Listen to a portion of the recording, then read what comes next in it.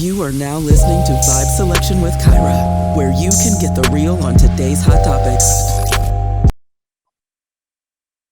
Well, welcome everybody, and thank you for tuning in to another episode of Vibe Selection. I'm your host, Kyra, and on today's episode, I have joining me Alicia Goodwin, who owns Lingua Nigra, which is a Black-owned jewelry store that has been in many publications, such as Essence Magazine, and worn by some of your favorite celebrities, including Ava DuVernay and Amanda Seales. And today she's vibing out with me, and we have so much to talk about. Thank you so much, Alicia, for joining me today. How are you? I'm good. Thanks for having me. I'm excited. Absolutely. You know, I gotta represent my Black-owned businesses out here.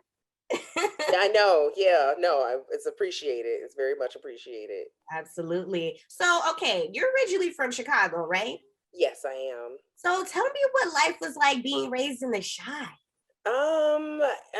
It's a lot. Well, it's slower. I mean, to compare it to New York, where I also lived. It was a nice little upbringing. People are really friendly here. When you go to school, like when you're a kid, usually the people you go to school with, we do one first through eighth grade here. Mm. You'll be in high school, like you'll know these people your entire life, pretty much. Like there are people who transfer out. So that's always interesting. Like I ran into somebody I hadn't seen in maybe 20 years, Mhm. and I knew what he looked like because he looks the same. Like, oh wow, I've known him since he was like 4. So that's really interesting. People like being here. I don't know. It's interesting. It's a different way of life. It's just a little bit slower. People are really into music, really like culturally rich, very big on house music, just dancing in general, and cooking, and there are a lot of parks. So yeah, just hanging. It was the big thing was like hanging out with my friends and going to the different parks and stuff. And my high school was close to downtown, so I had a pretty unique experience. Instead of like going to the malls out close to the suburbs, we would go to Water Tower Place, which is really a very bougie, fancy mall to go to as a high schooler to hang out. But that's what we would do. And go like walk around the Gold Coast and whatnot. So yeah, it was a fun experience. Yeah, so actually, I have a lot of family out there in Chicago, and I used to go Okay. every summer. Yes, Oh. I loved it. My uncle was a Cook County sheriff. He lived on the south side of Chicago, but I used to love just going out there and experiencing the life and going to all the different food places because there's so many different food places to go to too out there. Like, Yeah, there are. But if you're a big, I don't eat meat. If you're a big meat eater, it mm-hmm. is the spot for you. Nothing has changed since the '90s about that. That's for sure. Like you will find places. There'll be meat and things you didn't think there were meat. There was meat in like a salad. Yeah, there's a lot. People really love barbecue and jerk, a lot of jerk Yeah. chicken, a lot Oh of jerk. yeah. There's jerk on everything. Yeah. Um, And it's very culturally rich out there too. Like I remember, like I know how you just mentioned that music is really big out there. When I went out there, this is when Kanye West was blowing up when he first blew up oh his yeah, first yeah, album. So everybody was bumping his stuff before he went a little crazy. yeah. And then I know you talked about the dance moves and stuff, like the juking, I guess you guys call it, with the footwork and Oh stuff. yeah, footwork. Yeah. Yeah, That was that's so, real oh my big. God. Yeah, that is such a thing. I wish I could do it. I look insane. I just look like I'm doing like an Irish jig. I really wish I could do it. Oh my goodness, because it just looks so magical when people do it. The people who can do it well. Yes, Nah, I they should say can. not, because not everybody can do it. Yeah. Point case in point. I couldn't catch on either. I was like, I'm gonna just stick to the hyphy movement because I'm from the Bay Area, so I'm doing all Okay, that. I'm a okay. crazy in a different way. Right. That's so funny. So, okay, you became interested in in designing around like 11 years old, and I know you said you went to Kennedy King College. My uncle actually did security for Kennedy King College, so shout out to Kennedy King College in Chicago. So, what exactly brought on your love for designing at such a young age? I was just always creative. My parents really, they didn't discourage it, which was nice. Mhm. and I think my sister, I have an older sister, but she was already, I think she was out of the house by the time I was 11. So I played by myself a lot, and I was just exploring things, and I wanted to wear different things, and I thought I was going to be a fashion designer. And then I went to summer camp at Kennedy King.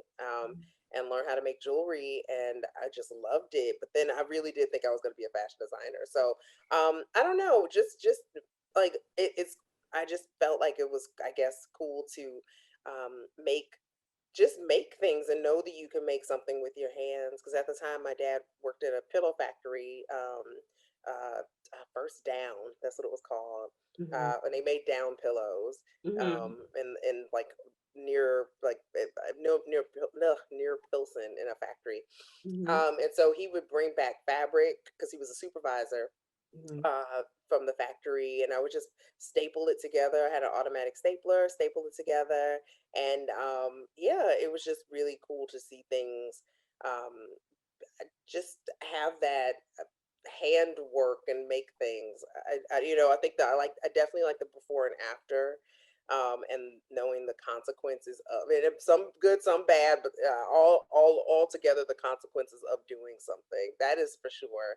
So that's a little rebellious because that could go across the board with things. Like, oh, what if I did this? What would happen? And sometimes not good things happen, but when it comes to creating, oh, this is really cool, and I get to make this, and seeing people on television and seeing what they had to wear or were able to wear. I wanted to do that. I wanted to do that too. But I'm 11. I'm not going to go shopping. Like I can't Exactly. shop. So I just made it up in my head, and then I made it. Or the same with jewelry. Yeah. So the first things were out of clay and out of beads from learning from summer camp. Yeah, and then I was drawing for people when I was a little bit older. Yeah, I really thought I was going to be a fashion designer. I really did. That was not in the cards. You still design fashion though. Jewelry is I still. do, I do. There's no, I mean, I went and I still collect, I still collect fabric. Like it is going out of style. I still collect fabric. Like I'm gonna have time to sit down and make outfits. Um, Mhm. but you learn jewelry is so forgiving, and I don't think people realize that.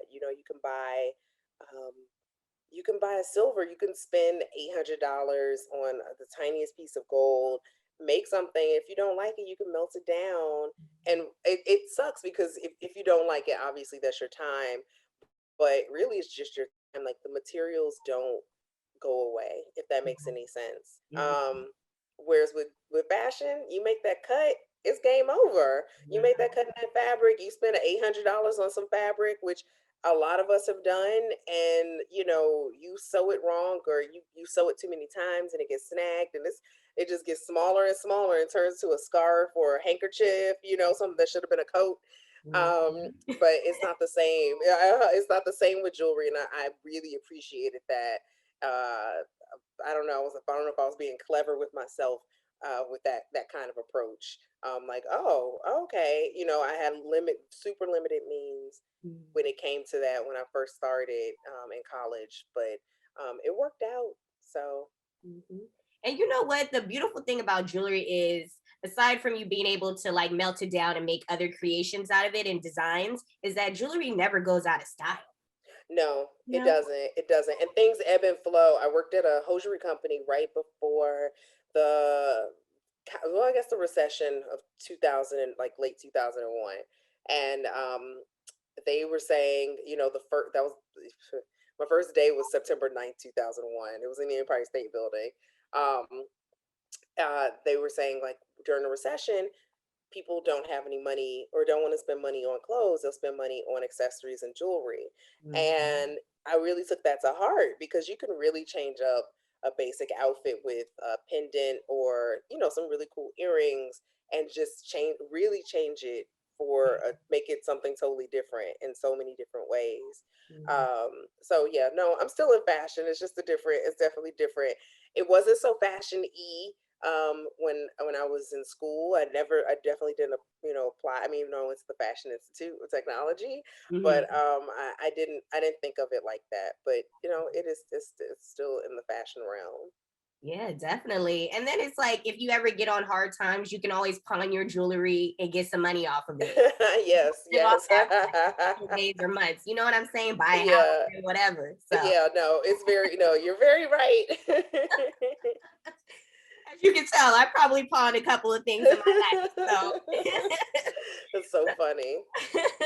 So the name Lingua Nigra, it is a very beautiful and unique name. And I know the meaning of the name means black tongue. So what actually was the inspiration behind the name of your company? Around 2003-ish, I was working for this woman who had a line and she named it, I think it was Sanskrit. It was either Sanskrit or Hindi, and I forgot. It meant like a dance and elation, which I thought was really cool, that name.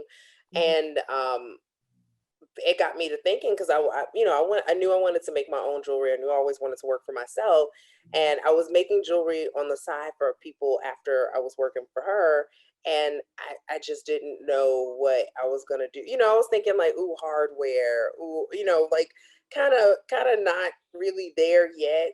Mhm. And I was on the bus going home, and I had this book that I got from the library, and it was a book about rare medical diseases. Mhm. And this is the stuff I read. Like, I was reading this for leisure Uh-huh. because it was so cool. And I came upon it was like this phenomenon called Lingua Nigra.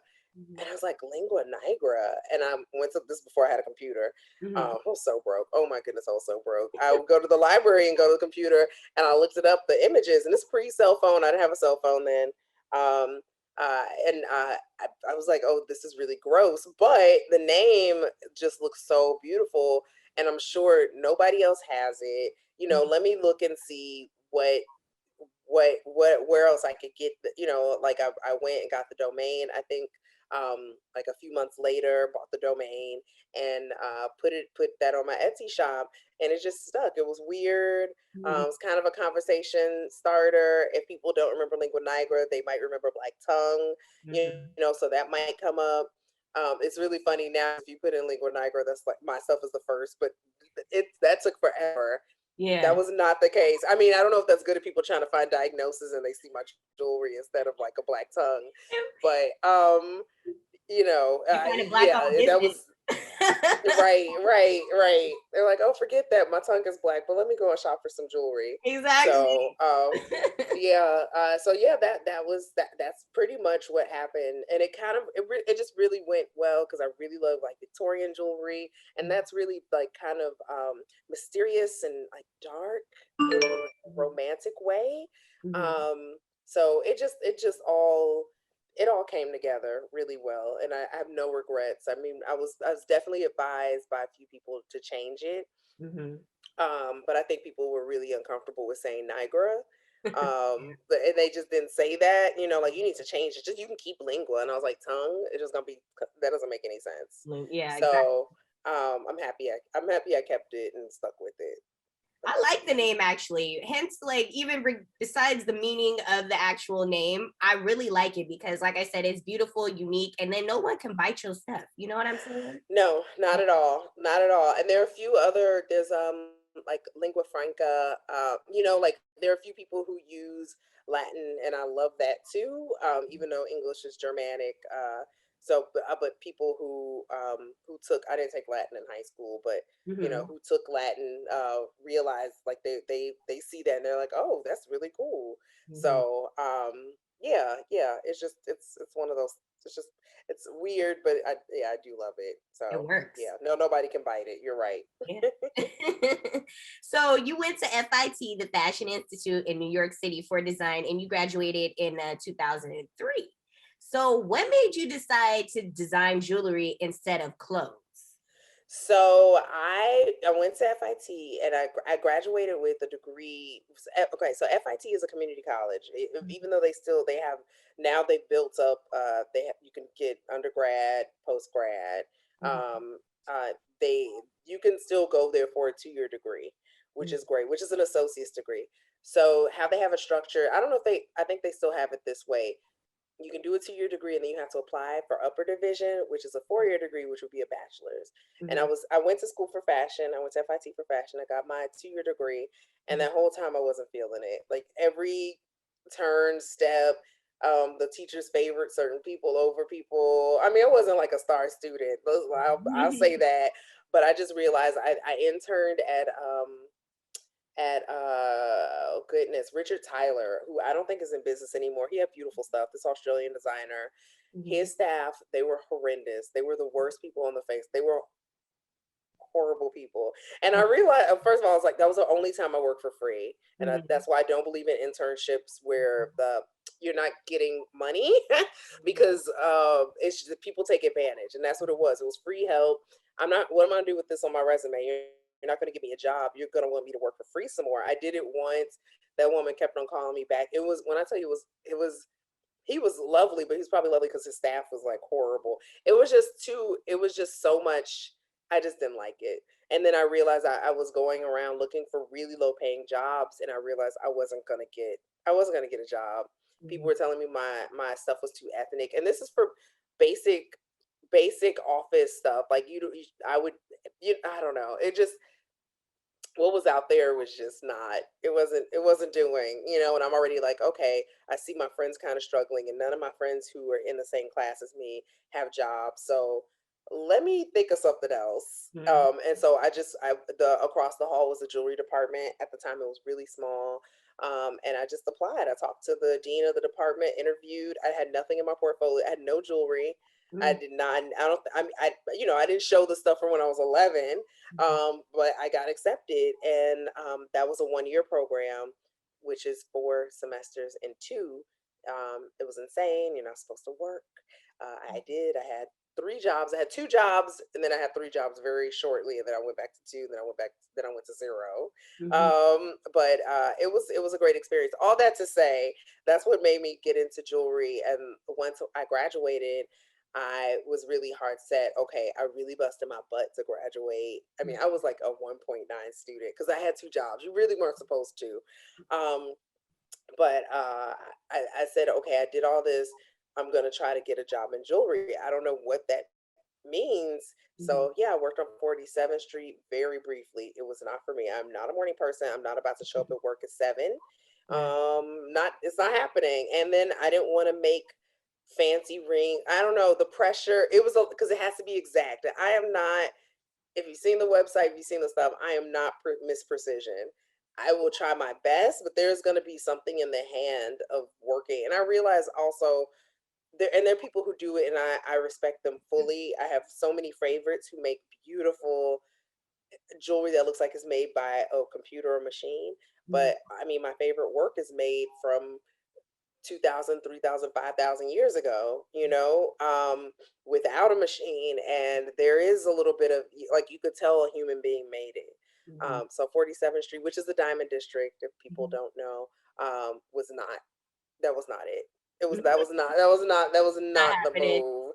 And then I looked in like Women's Wear Daily or the FIT job board, and Mhm. found a job listing for Philip. He didn't post who he was, but Philip Crangy, who's Mhm. still around, who is an incredible jeweler. And I worked for him very briefly, and learned a lot. And that was a super intimate setting. And then I worked for this woman for a year and a half out of her home in Clinton Hill in Brooklyn, making her jewelry. And she didn't pay me hardly anything. It was almost indentured servitude. It was Oh very close. no. It was very close to that. But yeah. But I mean, I learned a lot about the business. I just, yeah, she was good with what she made, well, what I made for her, but Mhm. you know, Relatable. yeah, I think a lot of people think that things happen so quickly and so easily, and I think that's what she wanted. Like, she had a showroom, and she really thought she was going to make all this money, and it sucks because she could have in a different platform. She was right at the right time, like when the internet was still kind of super new. It wasn't flooded with so many jewelers. So yeah, that's what made me really focus and like, okay, I can do this.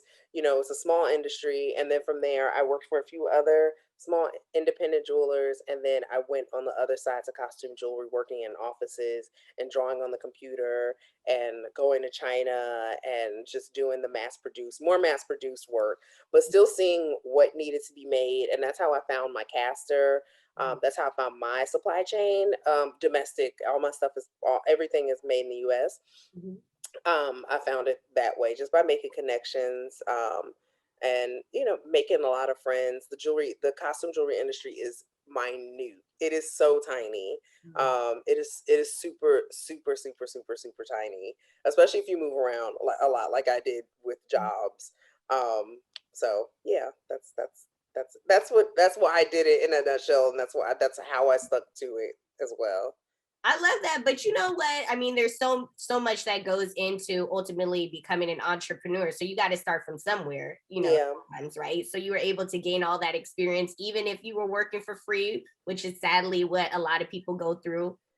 Having to work for free, be indentured servants, as you Oh say. man, You know, because people will take advantage, and it's not. There's sometimes. Sorry, I left my oven on. it makes them flip that off now. Fire. Oh goodness. And I don't want to say that all internships are bad, but people always ask me, especially when I'm inundated with work, why don't I get help? And I say I want to pay people, so I can't, And I'm very fortunate to have friends who have been like, whatever, it's fine, I'll pay them in jewelry. I really don't. I do not believe in free work. Yeah. I'm really, because I've been so close to being homeless and real. Oh man, yeah, those are some time. And I was fully employed, I couldn't get a second job. But I'm here with food stamps, working 40 hours a week, and I feel like that's the plot. That's the plight of so many people. And I think the only way to get out of that is to, not the only way, but one of the ways is to pay people a living wage. So I don't want to be part of that cycle, that monster, that machine, oh, you're gonna learn, you're learning something. At this point, just pay people. My Just pay money, please, and people. thank you. Right, just pay people. So as this comes back to bite me, right? No, I'm kidding, right? No. Court lawsuits, they've record this, she owes me, she said pay. No, I'm really good. I'll get on people, where's your invoice, let me pay you. Just because I know how it is. I know how it is. So yeah, internships.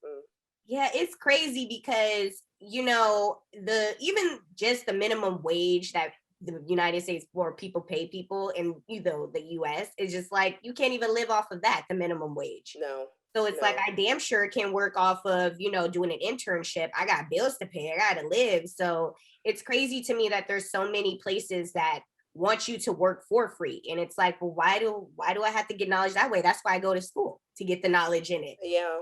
So, And I'll tell people, after I told them, when I graduated and I was working for all these different people, everybody was like, why don't you go back to school for business? I was like, I'm not paying any more money for school. That's done. Well, I mean, I ended up doing that, but not for business.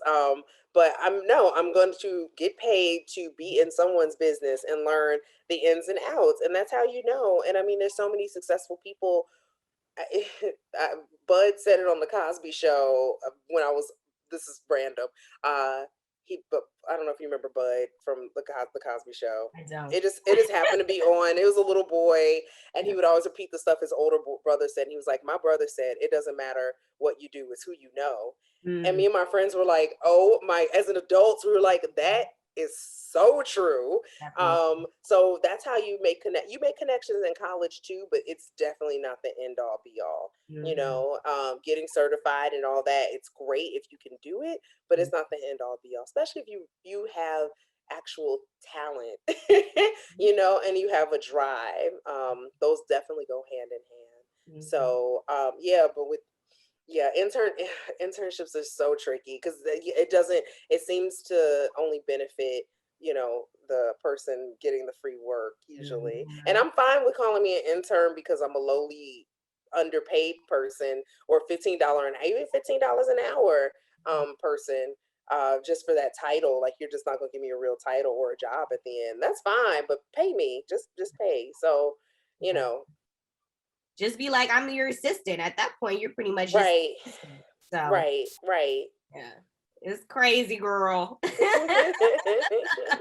You got to definitely have side hustles in order to survive out here, especially if you're trying to run your own business. Yeah, you do. It's true. It's true. Unfortunately, I mean, it does. It definitely makes you a little bit more smart and just gritty. I mean, I think that's the way of New York.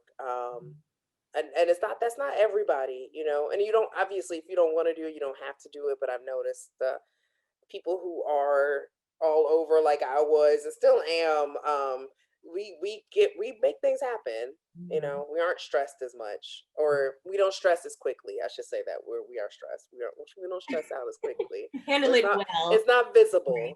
It's not visible. But you know, the hustler spirit's in you because you're from Chicago and they hustle, they sell everything. So okay. I mean, they're gonna make it happen. Yeah, no, you're right. You're right. It's a different kind of it's a different kind of hustle. It's I feel like it's definitely more, I don't want to say genuine here in Chicago. It's slower. It is slower. I mean, people are about their word in New York, but you know, you have to definitely follow up, because I'm that person. I'm persistent to the point of annoyance. So, you know, some people will say, "Oh, you're just annoying me." Like, no, I'm following up. I'm the follow-up queen, to get certain things done. So yeah, Chicago has a hustle. It's a whole other kind of hustle though. Definitely, very much so. So your designs are inspired by nature, ancient Tailsmans, and the Victorian era. So what inspires you about these intricate designs? I really love going or discovering in books and going to museums and looking at ceremonial jewelry, or jewelry we don't even know what it was used for. It could have been everyday jewelry, but all this, like this gold jewelry that was worn in Mesoamerica, like Central America, Mexico, Guatemala. I just love it. I don't know. I can imagine somebody out in the hot ass sun, you know, melting all this gold, or using beeswax to carve these different figures, to cast, and just having this whole like mini factory going, and using it for trade or to show social status. And it's just it jewelry, there are a few, I mean, there are a lot of things. Hair can be symbolic, you know, we can talk without talking, and that's what I love the most. Especially since there were so many cultures that people didn't speak the same languages, you know, but you could see from afar, oh, that person's from you know, 3 days away, or that person's from that hill 4 days away. So that, I love that about like Mesoamerican jewelry. With Victorian jewelry, it is so trippy, and it's so not far removed. It was only, the Victorian era ended a little, but 103 years ago, not that long ago. But what started it really off, there's always been mourning jewelry, and that's jewelry to commemorate the loss of a loved one. People have always had it in one way or another, even if it wasn't called mourning jewelry. But the Victorians just took it to a whole other level. I mean, there were so many plagues and stuff like now, that they had a lot of stock of people to mourn. But you know, they have the hair jewelry that they have is just incredible. And it's kind of like the name Lingua Nigra, it's not what it seems. You know, you see this beautiful braid, or you'll see it how they braid it into a chain, and you think it's just a chain, and you're like, oh, that's hair, oh, that's human hair, oh, the person died, okay, this is a dead person's hair. Or you know, or it's just really beautiful. And I wrote about this somewhere, that it stands the test of time. It's very prolific. If you go to a flea market, you'll see a lot of hair jewelry, because it's sentimental. It's not something you can take to the pawn shop and melt down. Somebody's gonna keep that. You know, like you would keep, if you needed several $100s, you're gonna go and get pawn off other stuff, like a boyfriend's ring, or you know, partner's or ex-partner's ring or whatever. But grandma's hair pendant, you're not gonna take that to the, you know, like that would be for me, that would be the last thing I would even think of. That's gonna stay with me until I pass away. So I just think about that, and how just how timeless, just how timeless certain things are. Even the things that are in the museums, we're only seeing what, maybe a fraction, maybe 5% of what wasn't stolen and melted down, and sent back to Europe. I always think of that. That and all this, all there's so much jewelry in all these museums all over the world, but that's the things that they kept, that they didn't melt down. So I just think of keepsakes and just the roughness of the work, and how I would want my work to look 100 years from now, or I don't want it to be throwaway. Mhm. Even when I was buying things back in the day, H&M had the best jewelry. I haven't When I was in college, I would shop there when they first opened in New York, and I would, oh my goodness, they had some, oh, I would get compliments, just really cool little tiny hoops and stuff. And I just want something that you want to wear every single day for years, and I also want people to know, oh, is that Lingua Nigra? Is that yours? Is that Alicia's? And I get that now, which is really great. So it's cool to hark back to the past. And also another thing with Victorian jewelry, it looks timeless. Mhm. There's nothing, I know it's Victorian era, but to the naked eye or somebody who wouldn't know, they would think it was probably made yesterday. And Mhm. just because it's so trippy.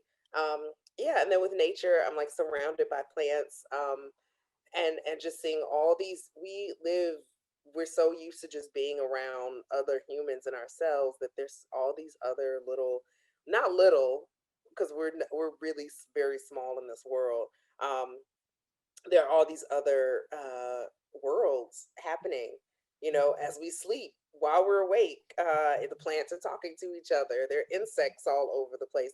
There are birds hanging out with each other. Mhm.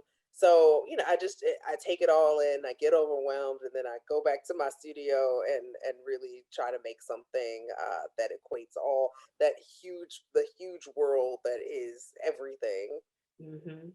Using some of nature to inspire your creative and beautiful designs, and I love it. It's so unique. Thank So you. you're welcome. So you use a lot of gold in your designs as well as silver and brass, but you use especially a lot of gold. So what inspires you about gold, and why do you use it in a lot of your designs? This is a funny story, but I'm happy it worked out. I was working for that particular woman, and Mhm. I don't know why. She had a sales rep, and the sales rep was insane. I actually still talk to this woman. Um, I would see her at trade shows, and this is almost 20 years ago.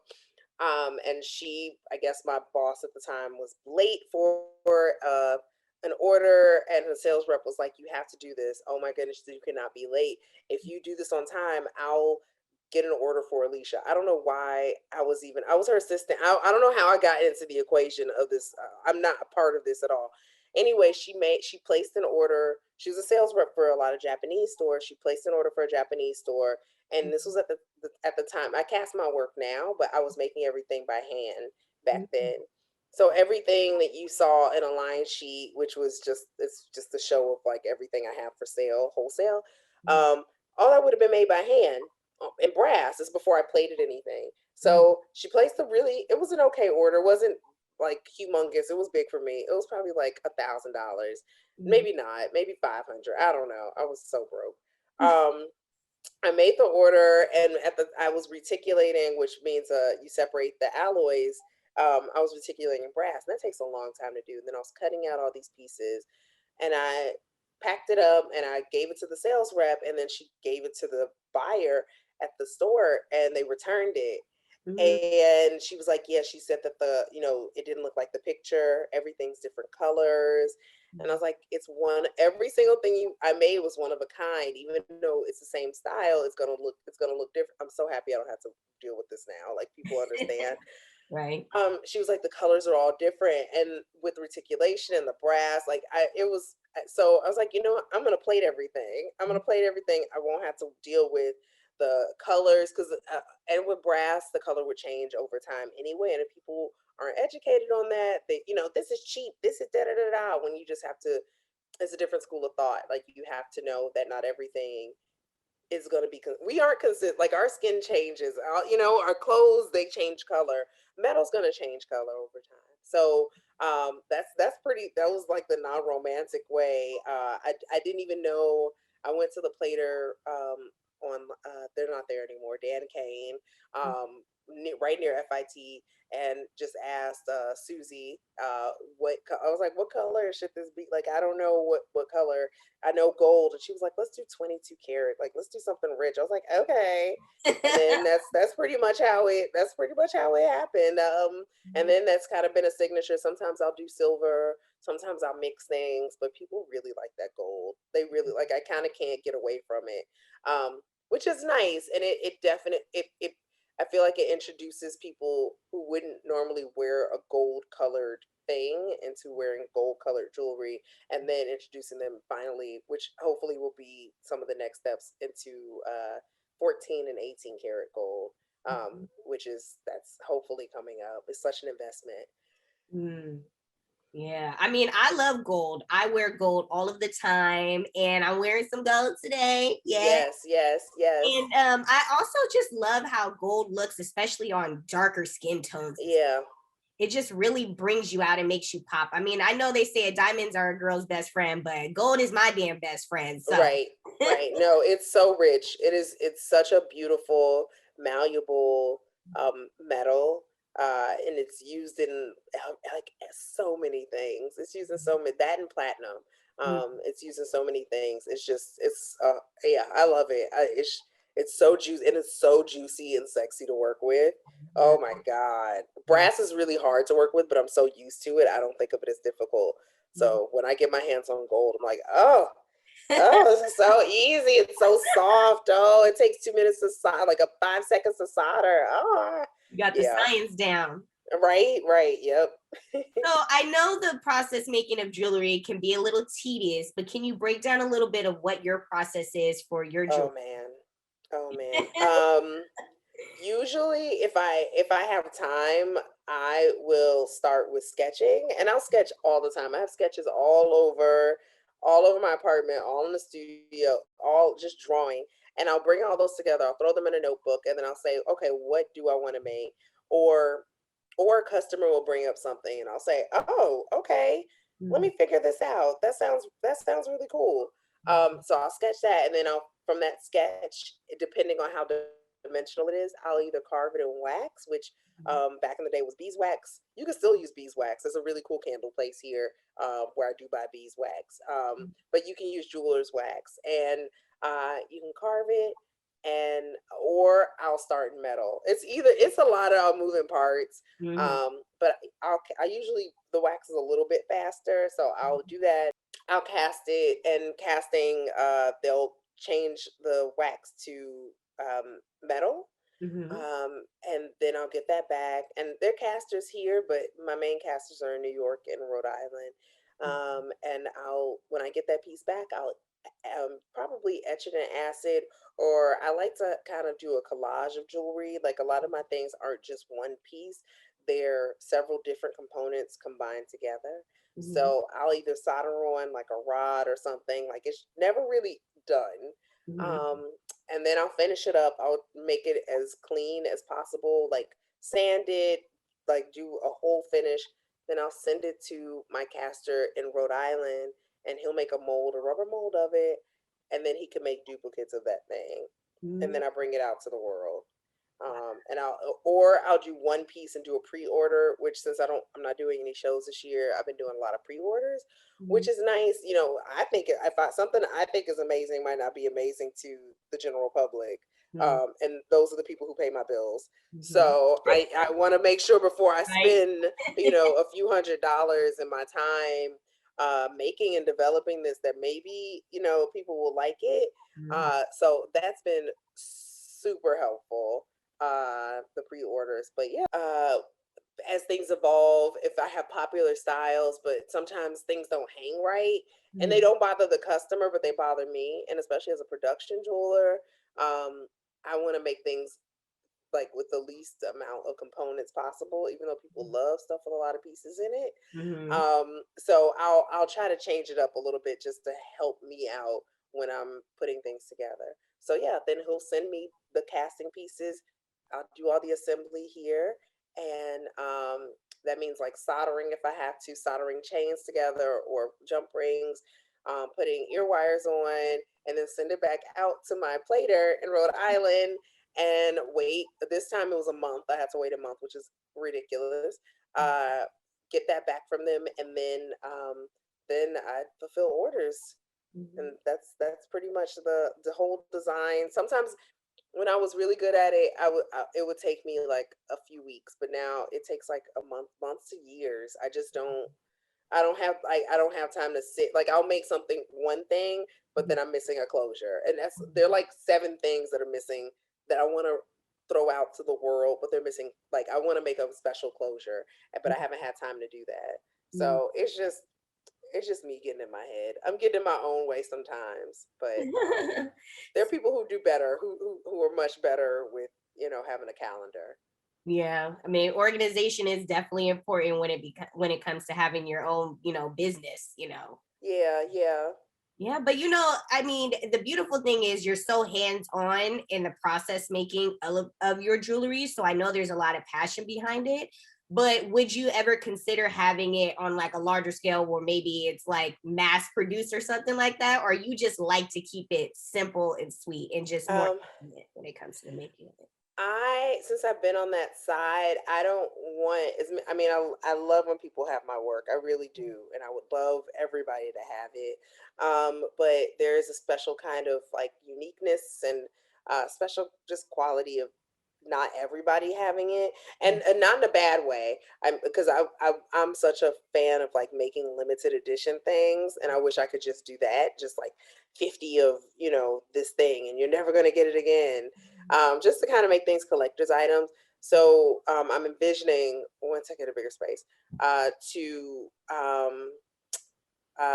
have just a few, like a small group of people helping me out and working, but not anything like, I don't want some gigantic, unless it's domestic. It would have to be all under one roof.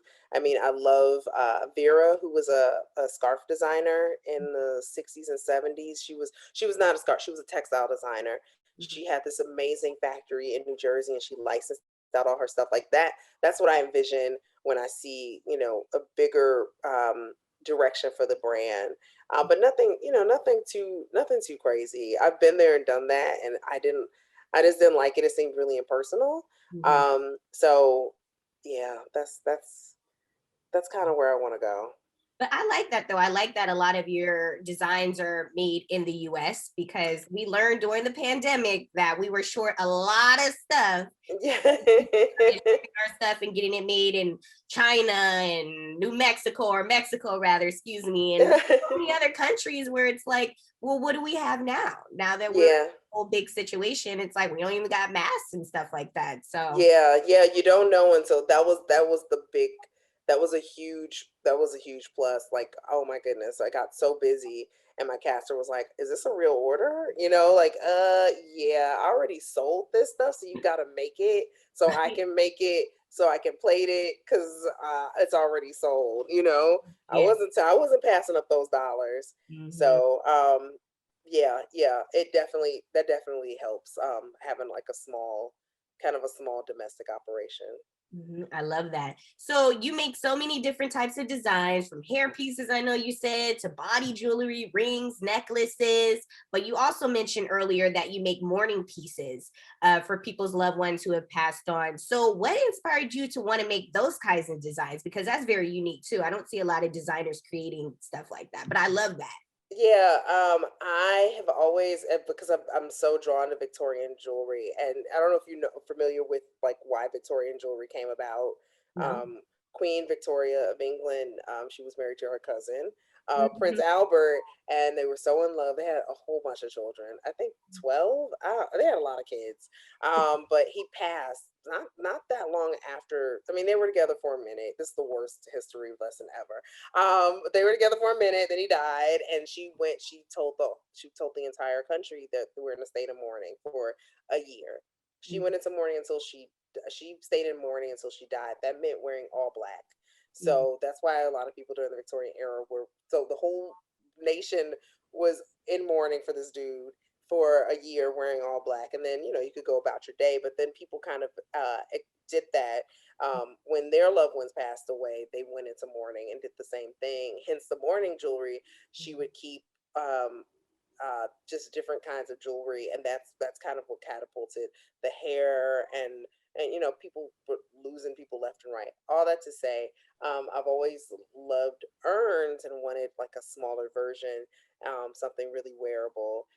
For me, I don't have anything around my neck, but I have like my cat's claws. I asked him to take when he passed away. I asked him, could I have his claws? And so they gave me his claws and his whiskers. So I made a whole like some charms from his claws. It's just sentimental, and it's something. There are urns, wearable urns out there, but they're ugly. So I just wanted to make something that was a little bit more designed. You know, it is a process. I haven't done that many. It also gives me horrible anxiety, so I'm kind of happy that I don't really advertise it as much as I probably should, considering the work that I did to do it, to get into it. But it's such a I really appreciate that somebody, when somebody can use me, or they chose me to do this thing with their loved ones' cremains and put them in a vessel for them. I don't take it lightly. Which is beautiful, and like you said, I mean, there's people that are doing it, but it's not really something that's on a larger scale. It's on a pretty smaller scale. But I think that's so unique about Lingua Nigra and why it is so special, especially being a Black-owned business, is that I feel like even in a state of mourning, it's like people are so depressed and they're sad, and which is understandable because it's a loved one that has passed on. But also, we don't realize that we can celebrate them in other ways, like wearing a beautiful necklace that you make around our neck, to have us commemorate them and remember them for years on, So they don't have to be gone in vain. So No, they don't. They don't. And it's just their memory just lives on. I love that. So Lingua Nigra has been around for about 19 years now? Yeah, it's been a minute. Yeah. So I know the process has been very long, and I know there's a lot of ups and downs when it comes to owning your own business. So what was the process like for you starting Lingua Nigra, and what are some pros and cons of being a business owner for you? It was cool to work for somebody else and see what she did and what I wouldn't be doing. She did trade shows that were really expensive, but she didn't really have a name. I mean, I don't guess you don't need a name to do trade shows, but they'll run you like three to $9,000 and upwards, right? For like a 3-day show where you might not make that money back. She didn't. So that I knew, but I started I was sneaking into schools after I graduated, and I was still using the benches and stuff. And one of the assistants told me to go on Etsy, and this was like 2004. Oh no, I'm sorry, 2006. And so the next year I joined. I was like, what is this? I didn't know really what it was. And at that time I had a computer, so I could upload all this stuff. I was scanning my images. And so that was the easiest way. And I'll always tell people to go, people complain about fees and stuff, but there's so much you're not doing that it's okay. It's not a money grab at first, you have to think about they're bringing an audience, just all these things. And then once you're established, you can do your own website. I think that's where the woman I was working for kind of misstepped, because she could have gone on Etsy, but she had her own website, but she didn't have any traffic driving to it at all. So yeah, I did that. That was like one of the, I guess, easy steps. And then I did shows. I was in person a lot. I was part of an Etsy team, a New York Etsy street team, which was really great because you got to talk shop with people who cared. A lot of people don't, like, your friends don't care, not in a bad way. Your friends just don't care. Not they don't, they don't know what you do. Like, like, oh, you're doing that little thing, or they don't think you make any money, which is, it's fine. Like, we've been oddly, the 9-to-5 work week, all this like office stuff is still new, but it's been so ingrained that people who work independently are looked at very differently. Yes. So when you meet a group of people who are in the same mindset as you and like really want to work on the weekends, like I worked at one place, it's called Roxanne O'Sullivan now, but Lee Angel. I worked there 9 to 5, 40 hours during the week. I worked at American Apparel on the weekends. And then anytime in between, I was making my jewelry. I was going to shows. I was working more than 7 days a week, every week, really. So I was doing shows like Renegade. There was Bus Craftacular. It's really about getting out there. Now it's a lot easier. I mean, it isn't a lot easier because there's Instagram. There was no Instagram when I was starting. We just had like Facebook invites. It's really about being visible. And I know a lot of people get scared, like, oh, what if my stuff gets stolen? Copyright your stuff. I'll say that. Number one, copyright your things. I'm going through something right now where I have to retroactively do it, and it's not cheap. I have to get a lawyer. But copyright, there's, I think it's $100 if you, or $80 if you do like 100 different designs that aren't published. That's where they get you. When they are published, it's $45 each. And the price is going, yeah, it's crazy. So just do that. And it doesn't, people think that you can just post it online and it's copywritten, and it's not. I wish to say that it was, but it's so much, it's just do that extra, please just copyright your work. And if you don't want to, get a friend who can help you, pay them. Get a friend who can help you if you seem overwhelmed, or just make a day of it. But the pluses about having a business, oh my goodness, I get to do what I want. Freedom, That, baby, I know freedom. that is a minus, though. That is a huge minus. I do have the thing. It looks like I have a lot of free time. I don't. I love to procrastinate, so I will do things other. I'm productive at procrastinating. I like pot plants instead of doing real work. Yeah. That comes to bite me in the butt. But you do have to be, for me to do what I want. I feel like I'm more established now. It was from a lot of years of like really like being scrappy and hustling. That's all. But yeah, that's also a minus. If you are not disciplined, I have monthly goals. I was in retail, and then when you're in retail, they come up to you with that that clipboard, and they're like, okay, today is Saturday. We have to make. You see, our monthly goal is $95,000. Saturday, we need to make $10,000. Okay, this is what you need. I don't know if you've done retail and they've come up to you with the board. The clipboard. Like they'll do it quietly because their customers are like, this is what you need to make $8,000. Like what? And so you're pushing sales. That's all you're doing.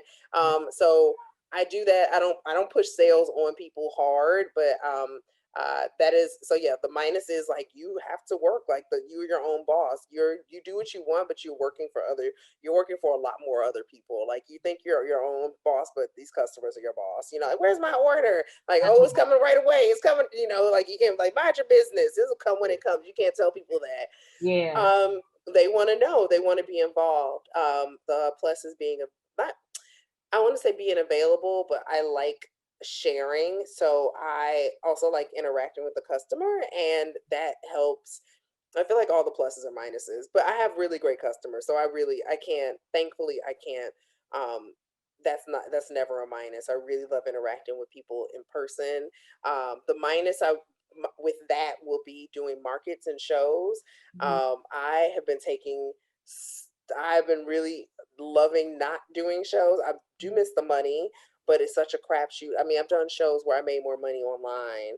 I'm sitting there and I'm just hearing cha-ching on my phone. What? I didn't need to fly across the United States for this at all. Like, this is a lot, and it's a lot of stuff, and I do it alone a lot. My friends will come if I stay with them, or depending on what state, they'll come and help me out, but it's not the same. And nobody's coming to see your friend. They want to see you and your work. But yeah, it's a lot of long hours. I'm trying to be smarter, work smarter and not harder. And that, with that being said, like, using elements instead of an entire designed piece. And just adding a chain or something. There are people who do it really well. But yeah, I mean, it's definitely not for everybody, because it's not a steady It's not a steady check. Well, I'm salary now from with my company, so I do get a steady check. But now that's different because I used to just dip and dive in my business account whenever, like, oh, I need $300. Let me just withdraw. No, boo, you can't do that because you're salary now. But now I have to think, oh, there's a certain amount of money being taken out of my account, whether I make a sale or not. This can't dip below a certain amount. Oh my goodness. Like, oh my goodness, I have to really make money, whereas before it wasn't as stressful as it is now, but it's fine. The money comes when I need it. I have to think about that. So yeah, it's not for those who stress. Don't think of it as something. I don't it's hard because I don't have like a fallback plan. There's no such thing. There's never been a fallback plan for me when No people are plan B. like, oh, it's right, or my side job, or this was going to always be the end result, whether I liked it or not. I mean, I do like it, obviously. And I'm very happy with it. But yeah, it's just a lot of work, and that's a positive and a negative. But I mean, there's so many pluses to being your own.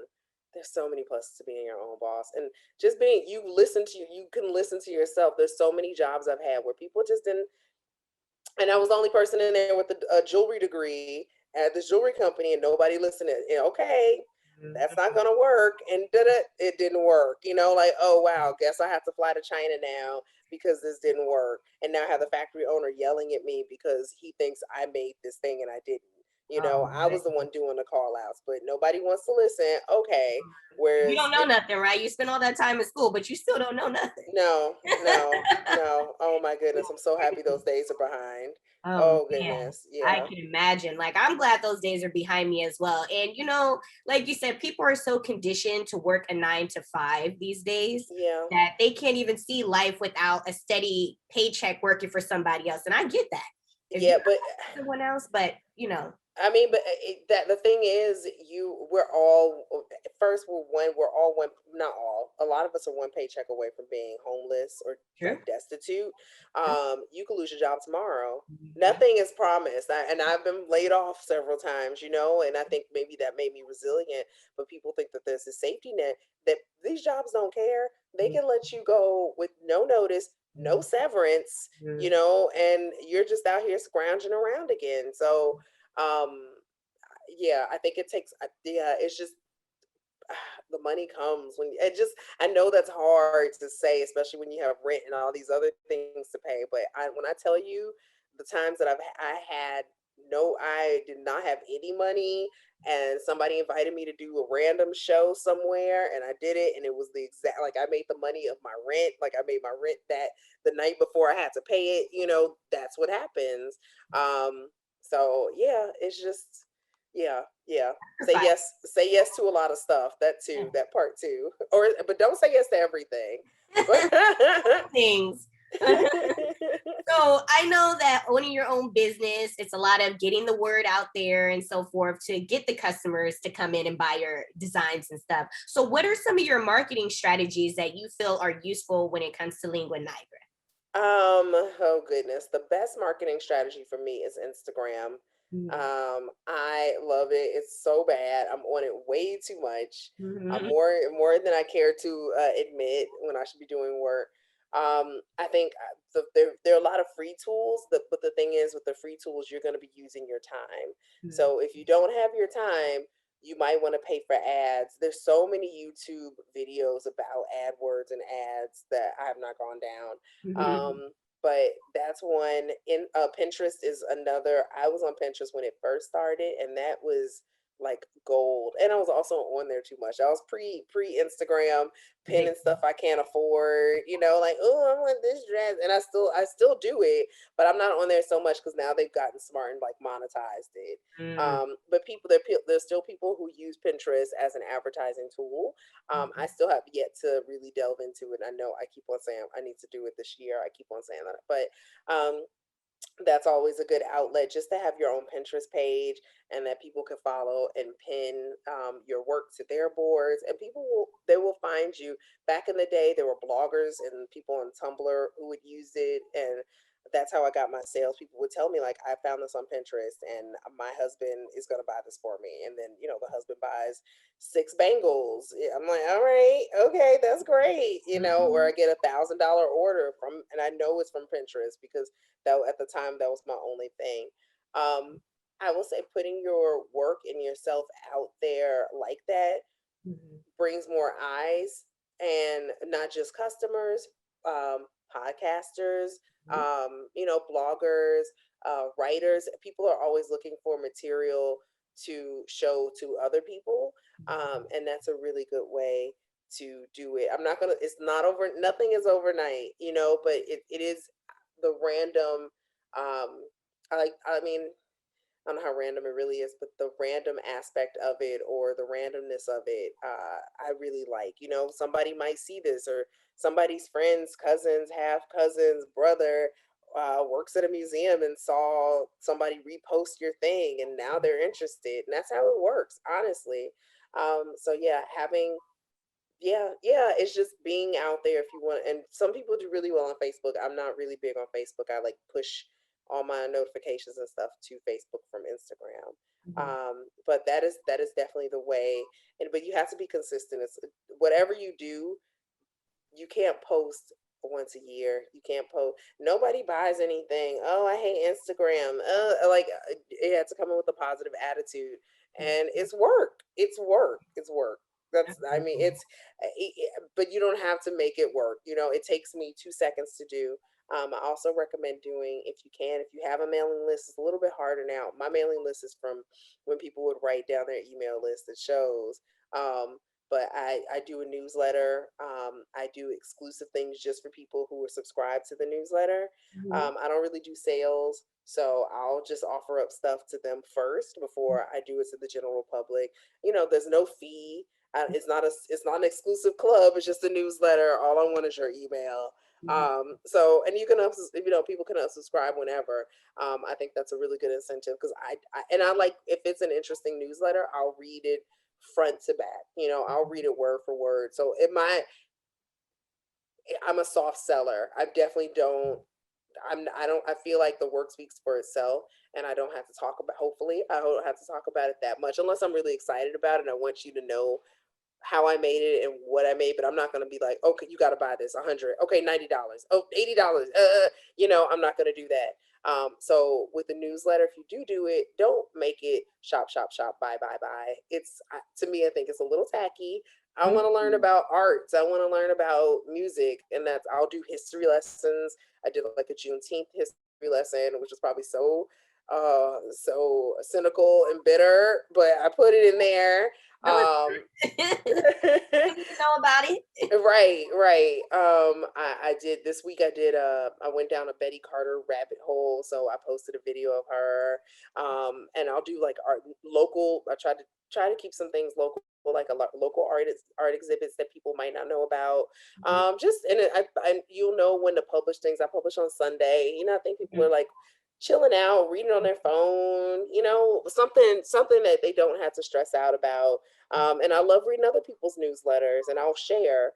And that's the other thing. I'm sorry. I feel like I'm just going on and on. No, you're good. You're good. I love hearing all this knowledge and I love that your marketing strategy is so very unique from a lot of other people because I try to keep it organic. Every now and then Google will reach out, or Facebook, and they'll give you free credit. So I'll do that, or I'll read it wrong. They'll say 250 free credits. $250 for free credits when you spend $250. That's what happened the last time. I was like, oh man, you got me. I spent $250. Oh, they do. I thought it was $250 free. But another good way to get out there versus, what did I say? The newsletter, Instagram, networking. Networking, which for me would be, I love to share, and I'm always in stories, and I'm always fake shopping in my head. So I post any and everything in my stories. That's another like mini newsletter blog. I mean, and people will tell me I'm just doing it for myself, but then I get so many messages like, your stories are the best. Like, I don't even look at anybody else's. I love when you have your stories. It's not just fluff. It's, educational. You know, you don't, I will touch on all the topics. So, and you know, I do encourage people to read. I'm not just reposting stuff. You know, I'll hopefully have looked into it and dived a little bit more into it. But yeah, if you just want to stick to one platform, just do it well, be consistent. I post almost every day at a certain time. Yeah, but and it's not for everybody. You know, you can find what works for you. That's for sure. There are people out there. Don't be. I'll just tell people like it is intimidating, and we all think every market is oversaturated. There's and everybody and their mother's doing jewelry. Everybody and their mother. So just know that there are a lot of people on this planet, and you only need so many people to make a profit, and it is very doable. If somebody told me I would make a certain amount every month, I did not believe them, and I do. You know, I was like, oh wow, okay, I really am making that. So set goals. Mhm. Even if it's low, I want to make $400 this month. I want to make $1,000 this month, and do it. You know, see how many sales. Yeah, just do it. People, not everybody's gonna like the same thing, so diversify and just make sure not everybody sees your posts. Mhm. It's okay to repost stuff. You Mhm. know, not over and over, but over and over, because people hardly ever go to your website. You know, Mhm. I didn't know you sold silver. I've had silver before I even had gold plated stuff. So, you know, I didn't know you made, and these are friends and family members. Oh Like, man, have you been on my website? right? So, you know, Some of your just bigger supporters. right. So yeah, just drill it. Sometimes it's good to just drill it in people's heads just to remind them, because we have so much going on. But Yes. yeah. Absolutely, because sometimes I fall off the ball when it comes to reposting things. Like I'll post it once, and then I need to get more in the habit of like reposting because, like you said, sometimes people could have overlooked that, or maybe they're busy with their day and it come across their feed because there's so many other people's feeds who's coming Yep. across your feed. So you never Yep. really know, you know. Yep.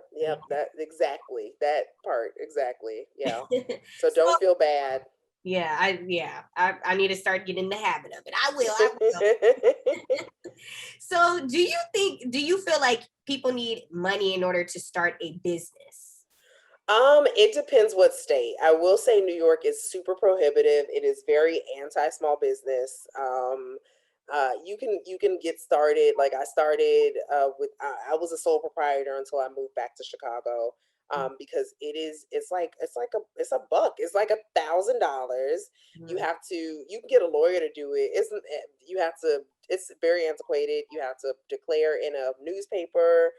People can contest it. It's just too much on top of paying. Once you become incorporated, your tax structure changes a little tiny bit. Even though my bookkeeper said that it doesn't, I mean, it's kind of a sole proprietorship.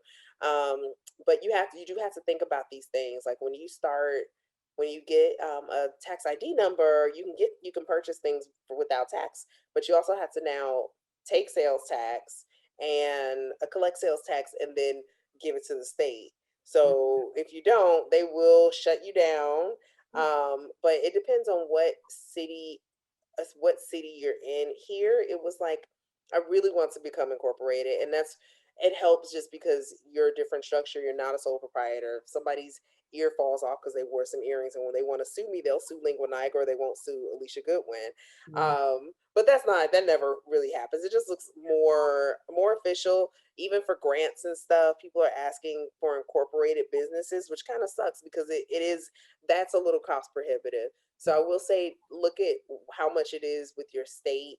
I did it through like ink file, which you could do for free or close to free. It was like $150. Well, it's not Um, much. it is not much at all to be incorporated. You do have to keep up with it. It's like $50 for the first few years after, and Mhm. then you don't have to pay anymore. But as long as you're up on it, you know, keep a calendar. You do have to pay your taxes either quarterly or yearly. Um, but that's one of those things, like that's the cost of doing business, you know. And if Mhm. you don't want to grow, if you don't want to do X, Y, and Z, then you know you don't have to. You won't be making that much, or you'll just have to do a whole bunch of cash only stuff. I don't know how far that'll get with doing e-commerce. Right. um so yeah, it depends on what you do. Like even with cards, I have a card line. It was pretty easy, but it was my time of sitting and making the cards, drawing.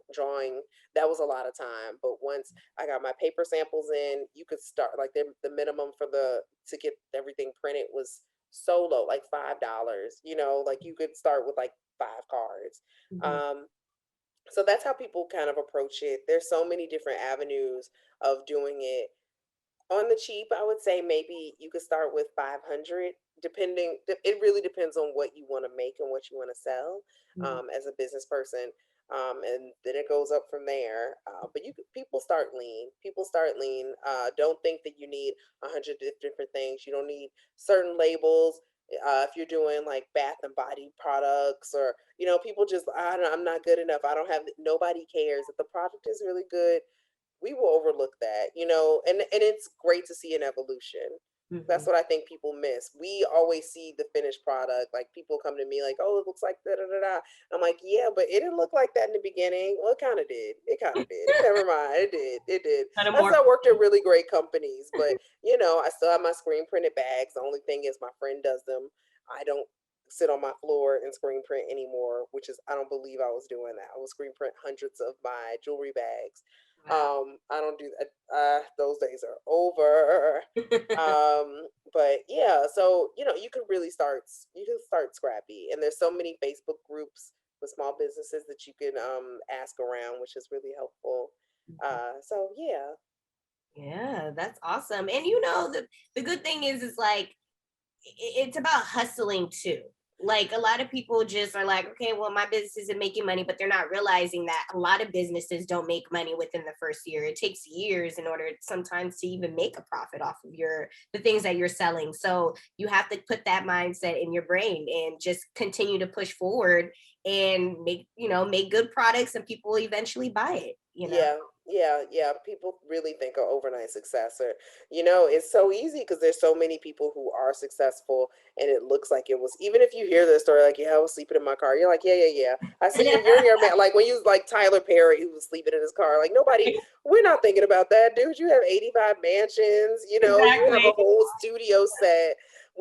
I think about that for like, he was in his car for what, 8 minutes. That's what I'm in my mind. Like, oh, you were in your car for a half week, Exaggerating. for 4 days, right? And it was probably obviously a lot longer than that. But yeah, you just have to. It's really about being goal oriented. That really helps with like starting small. But yeah, don't think that you need all these bells and whistles. People do not care. Like, Mhm. there are people who care and they want like really nice packaging, but don't go too crazy. Mm-hmm. Agreed. So I know that you were saying when you first started off, you were told that your designs were a little too ethnic. And I know that there's not a lot of Black jewelry designers within this industry. So why do you feel like there's not enough representation of Black makers within the jewelry business? It's racist. The jewelry industry is Right? racist. Let's just get straight to the point here. They racist. It's racist. It's clicky. It's really clicky. And I want to say it's anti-black. I don't even want to say racist because everybody is in the jewelry industry, but there are no black people.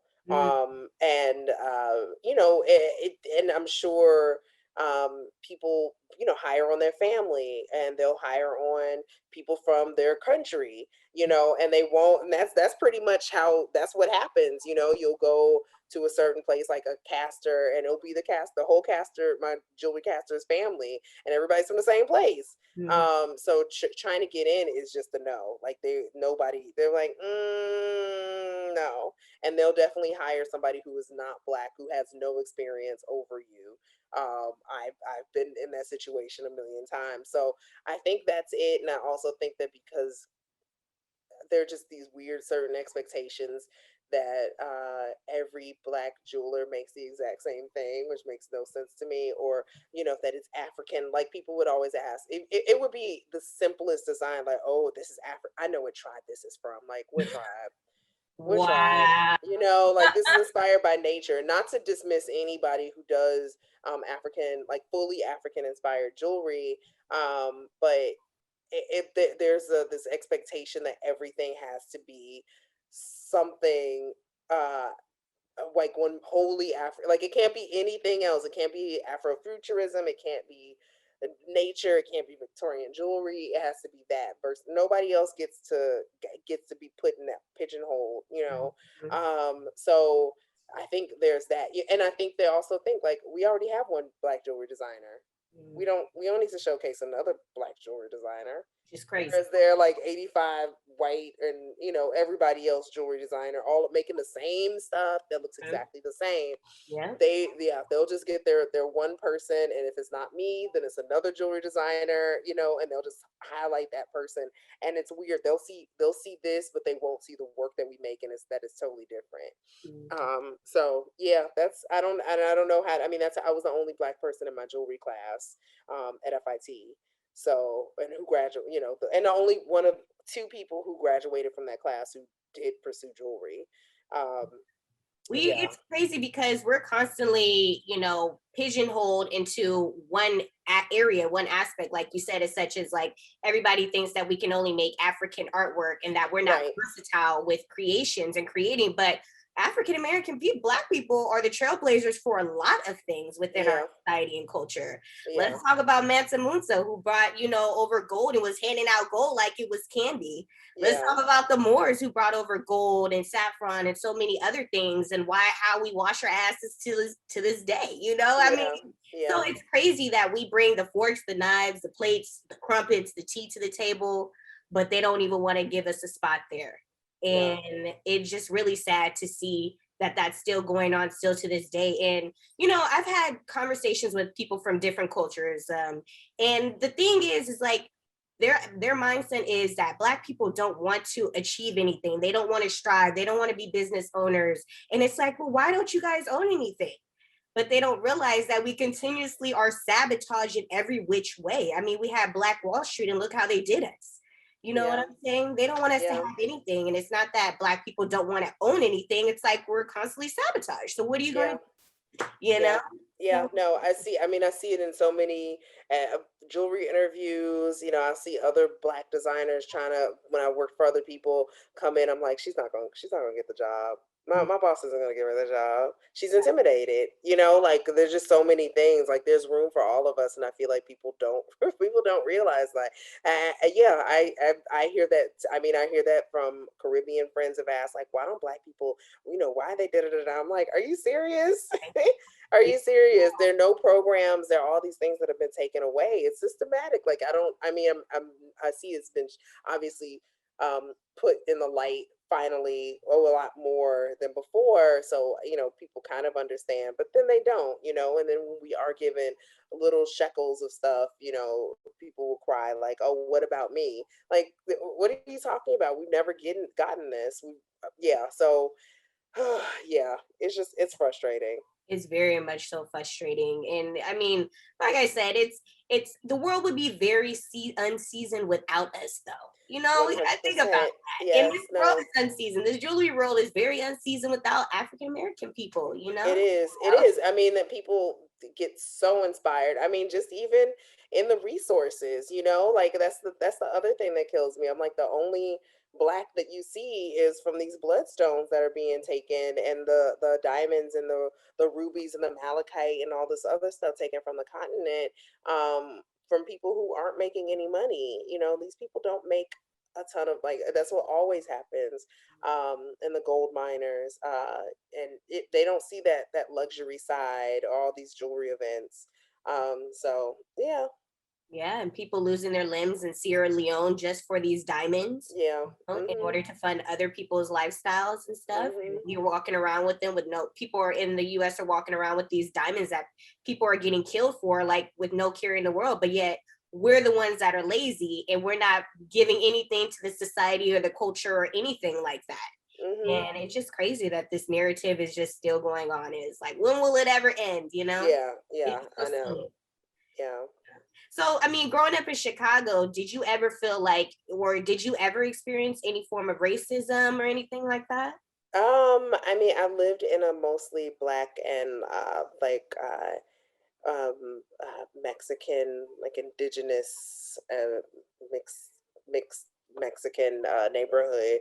So not really, not until, I mean, my teachers were kind of whack, but and this is like Black teachers and white teachers just saying some old like white supremacist stuff, like Yeah. just the things that they didn't know because they were older. But teachers who just favored certain students more. But I mean, the regular racism, Chicago's super segregated, which is a plus and a minus because you're kind of in this world of just all Black people all the time. If you don't need to go downtown or whatever. So yeah. I mean, I probably experienced as much as anybody else. Mhm. Um, just feeling feeling weird tension around people in certain neighborhoods. But yeah, it's just the usual dose of racism. Yeah. As usual. So, what are your thoughts about Juneteenth and it actually becoming a national holiday? What are your thoughts about this? It's really weird because it's only a holiday in Texas, so I didn't understand why.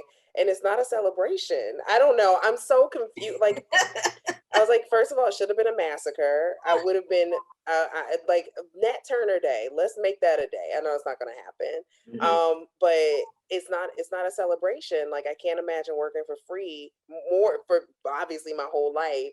Like I just think of all the people who died, who were murdered in between that for escaping and not knowing they were actually free, and then finding out 2 years after that they were free. Like that's nothing to, I mean, I know it's, we're trying to go on the positive side, but there really isn't any positive.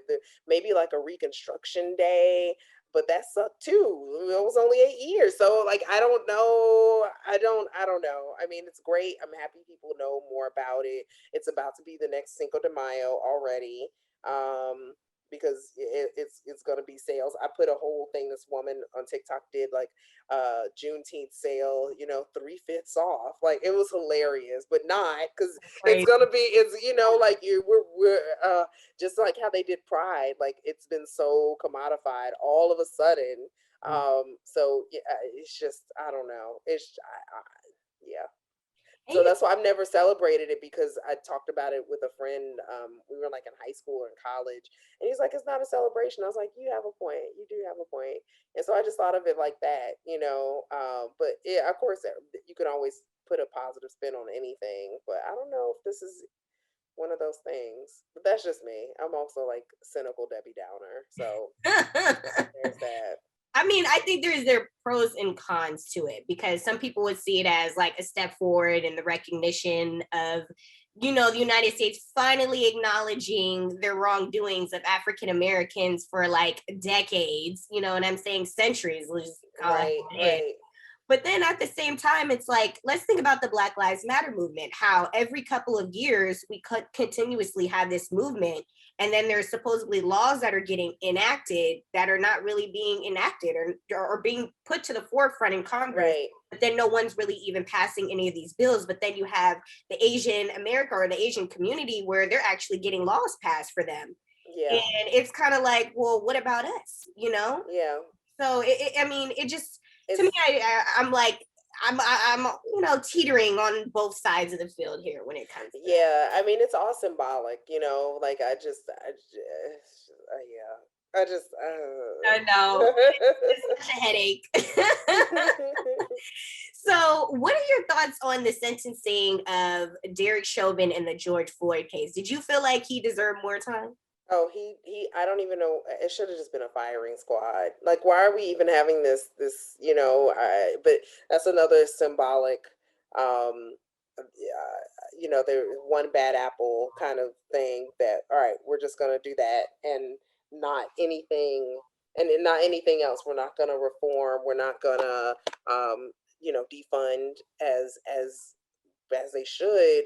So I don't know. It's we'll see. I mean, yeah, and he probably won't even serve that whole time. He's not,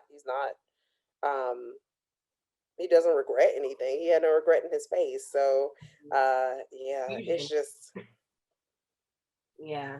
It's a very sad situation, and people don't understand that, being African American, it's like you have a target on your back from the time you're born into this world. And Yeah, it's so sad that even when it comes to the police, and if you need to make a call, you could end up dead just by, yeah, a yeah. situation where you're defending yourself, and next thing it escalates, and then you end up dead, and it's crazy. Yeah, no, I always think about that. I definitely think twice if I have to do something or have to try to call somebody. I just try to see if the situation like rectifies itself before I even have to try to call 911 because I don't want to be I don't want to be responsible for, somebody's injury or death. Mhm. Oh, yeah. Sad is it's a very touchy topic, but I feel like it's something that should definitely be discussed, because I know there's a lot of white people out there that are just kind of like, oh, you guys are always complaining about this and that and not getting this advantage and that disadvantage and whatever, and it's like, but you don't live in my shoes. Yeah, You yeah, don't experience the same things that I see and I have to deal with on a daily basis, and this is my struggle. So if you feel yeah, some type of way, that's on you. So yeah. No, it's true. It's true. yeah. So, okay. So, since the pandemic and the whole Black Lives Matter movement, I know there was a lot of support for, supporting Black businesses. So, do you feel like your business, especially, has catapulted since this whole Black Lives Matter movement since the pandemic? Yeah, I got really busy right after the murder of George Floyd.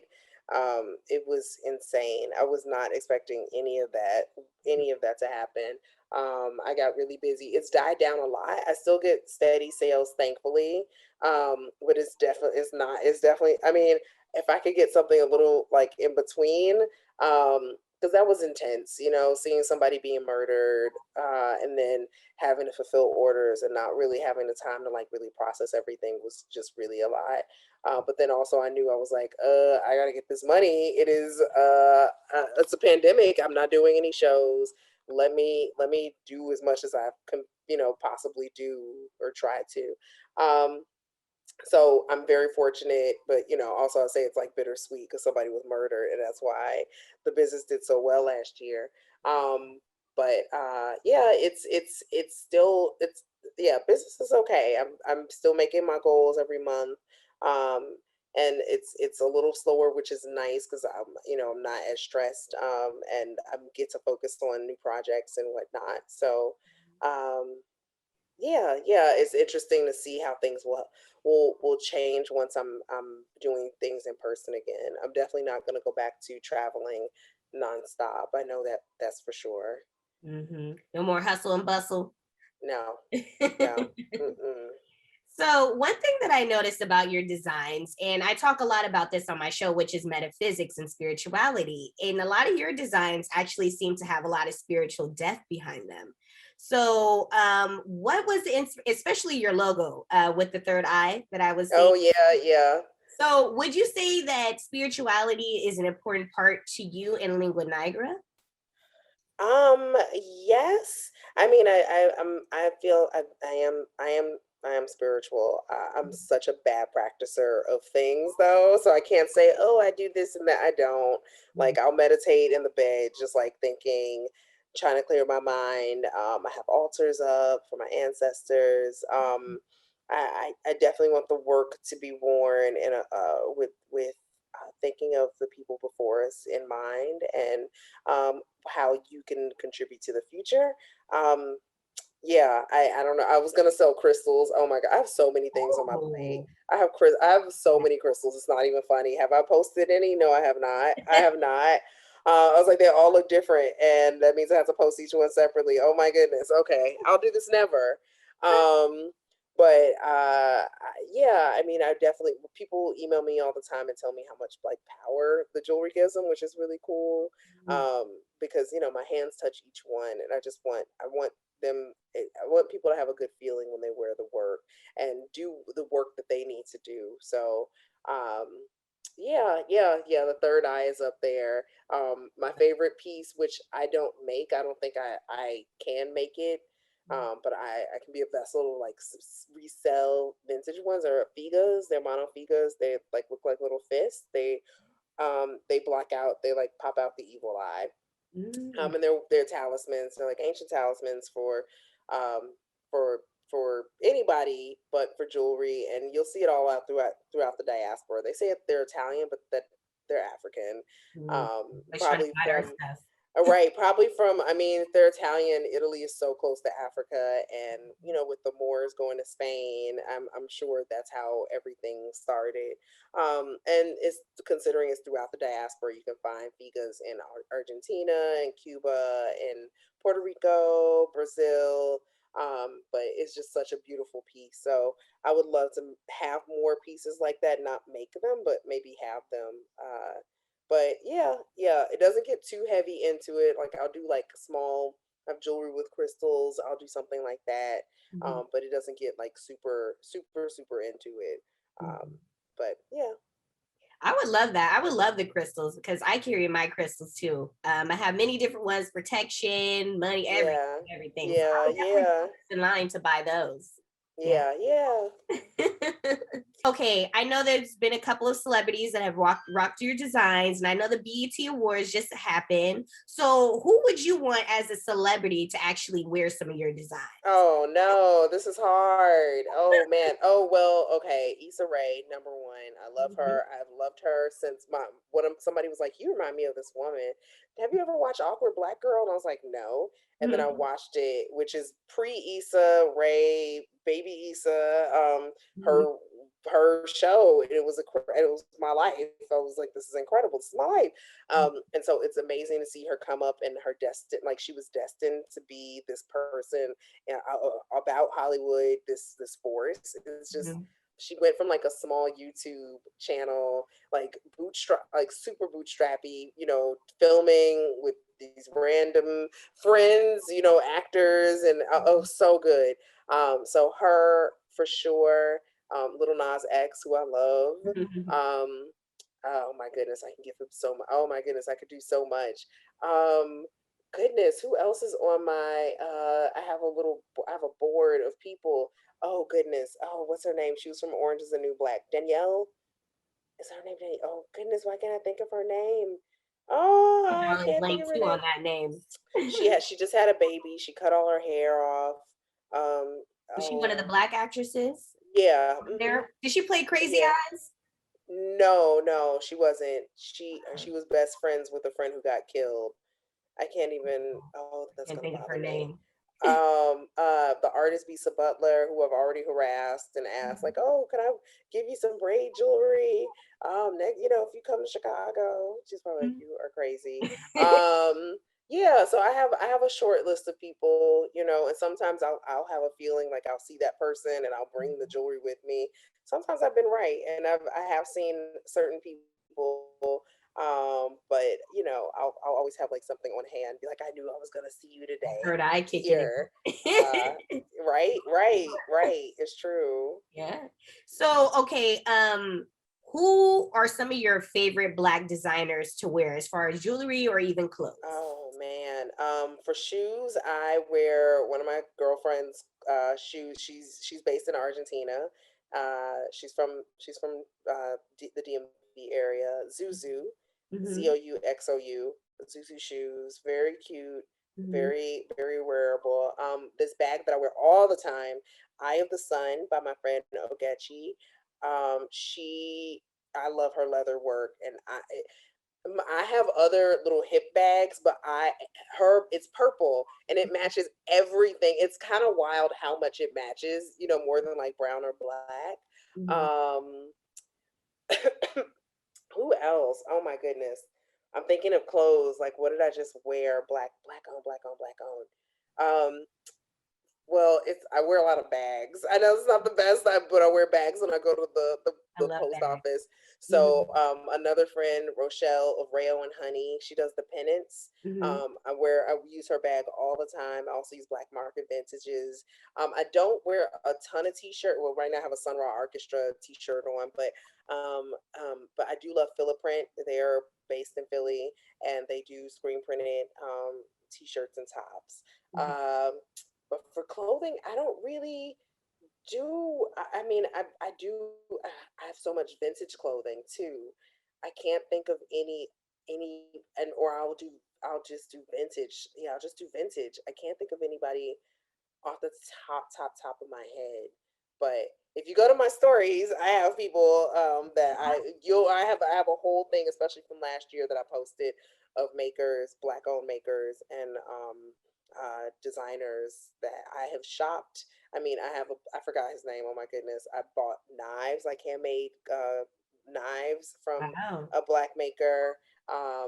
Pottery, Osa. I know this isn't making, but Pottery by Osa. Osa is based in Florida. She made an urn that I had my dad's cremains in.